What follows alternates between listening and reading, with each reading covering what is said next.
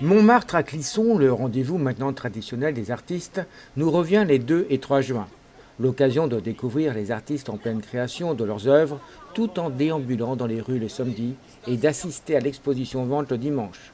Pour cette 23e édition, de la continuité, mais aussi de la nouveauté. Alors, une des nouveautés, c'est surtout la réorganisation des animations dans le centre-ville, avec l'occupation pour les concours de l'espace Saint-Jacques, et puis pour les ateliers d'art plastique le samedi de la place Jacques-Demy près de la médiathèque.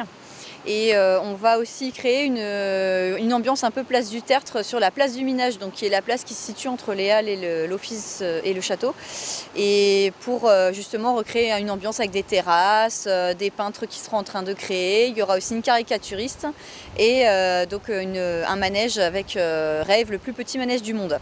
Donc ce sont ces nouveautés essentiellement qu'on va mettre en place cette année, avec donc le renouvellement aussi de la Nuit des Arts. Pour la 2e édition.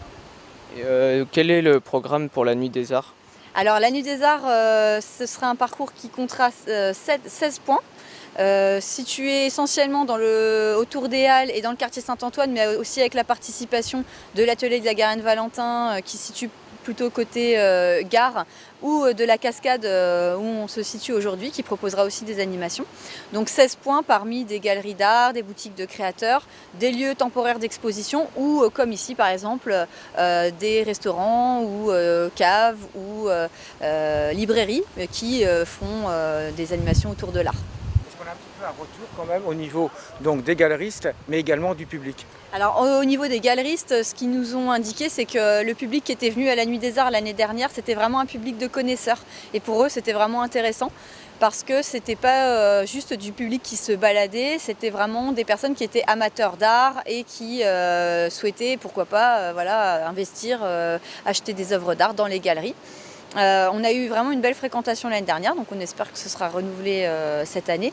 Et pour le public, on a eu aussi de bons retours, surtout sur le côté vraiment nocturne en fait de la visite de ville, qui est vraiment sympa, avec en plus les illuminations dans Clisson qui sont déjà en place à ce moment-là. Donc c'est un véritable festival touristique. Exactement, c'est l'idée, c'est vraiment de faire venir encore une fois du monde à Clisson, du public qui soit de la région, mais au-delà aussi du Grand Ouest, région Bretagne, etc., de faire connaître la ville sur un aspect qui est vraiment en plus lié à l'histoire de la ville, c'est-à-dire le côté artistique de la ville. Et donc vous avez dit avoir déplacé les résultats du concours à l'espace Saint-Jacques, donc pourquoi cette décision ? Alors ça vient surtout de la volonté de valoriser les concours.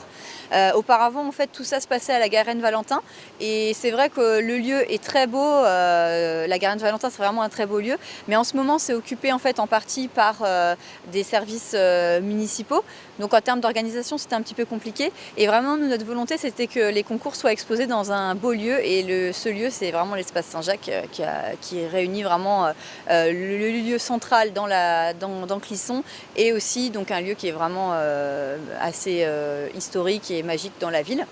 Et en parallèle de ça, on a énormément de propositions d'exposition dans les galeries justement, dans les lieux temporaires d'exposition. Il y a des artistes qui louent des lieux pendant 6 mois maintenant pour exposer à plusieurs. Et nous, ça a été un peu compliqué au niveau de l'office de tourisme de mettre plus de visibilité sur nos artistes à l'exposition Invités d'honneur.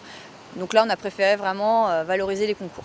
Il faut que le festival bénéficie du coup à toutes les boutiques. Exactement, voilà, l'idée c'est de faire de Clisson une vraie ville de galeries, d'artistes et avec toutes les initiatives qui déjà sont mises en place par les galeristes, par les artistes déjà, nous c'est vraiment d'avoir cette visibilité-là et de faire venir les gens pour ça.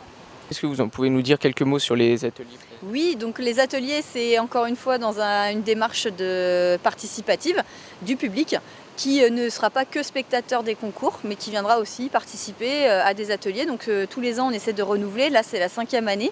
Et on aura de la sérigraphie, de l'enluminure, du modelage, de la mosaïque, de la création de couleurs végétales. Voilà, donc l'idée, c'est vraiment d'avoir un panel d'activités pour les enfants et les adultes. Et surtout, donc, que ces ateliers sont gratuits et ça permet vraiment de pouvoir s'initier en fait à une technique. Du coup, pour les enfants, c'est à partir de quel âge ? Alors ça varie selon les ateliers, mais on va dire à partir de 5 ans. Et donc là, les ateliers, l'intérêt aussi, c'est qu'ils seront tous localisés au même endroit, place Jacques-Demy. Ils ne seront pas dispatchés dans la ville comme l'année dernière. Là, on les a tous centralisés au même endroit. Et donc du coup, pourquoi il n'y a plus d'invités d'honneur cette année Eh ben, justement, c'était l'idée de valoriser les concours et de ne plus trop pouvoir faire le distinguo en fait, entre tous les artistes qui viennent exposer à Clisson pendant cette manifestation-là. Et finalement d'avoir des choix d'un office de tourisme, parce que nous, notre métier c'est avant tout d'organiser une manifestation touristique et on n'est pas forcément des critiques d'art et donc on préfère laisser ça aux spécialistes comme les galeristes par exemple qui sélectionnent leurs artistes qui vont promouvoir dans leur lieu. Est-ce que vous pouvez nous parler des prix aussi qui seront distribués au concours? Oui, donc en fait on reste à peu près sur les mêmes prix avec la nouveauté cette année, c'est qu'il y aura un prix supplémentaire doté par la ville de Clisson. Donc un tableau qui sera choisi par les élus de la mairie de Clisson. Mais sinon, on reste sur le principe d'un prix Montmartre, toutes catégories confondues. Ensuite, des prix par catégorie. Et puis les concours de croquis, de modelage et de photos qui restent identiques. Donc une particularité quand même, c'est qu'on avait un petit peu de problème pour retrouver les artistes les années précédentes. Là, il y a un fil conducteur. Exactement. Donc là, cette année, pour que le public puisse profiter pleinement des gens qui participent au concours le samedi et que les artistes aussi puissent être sur un parcours bien localisé, on va faire appel à une société qui fait du marquage au sol à la craie. Et donc on aura des grands logos de Montmartre à Clisson qui vont jalonner la ville et les gens pourront suivre ce parcours dans les rues et trouver plus facilement les artistes, d'autant plus que ce parcours passe aussi par justement les galeries, les boutiques de créateurs, etc. Donc c'est vraiment l'idée de pouvoir suivre ce parcours facilement et d'augmenter le confort aussi de la visite pour le public parce que Clisson c'est pas toujours évident de se repérer et donc là ça permettra aux gens de suivre tout simplement le parcours au sol. Rendez-vous donc les 2 et 3 juin dans les rues de Clisson.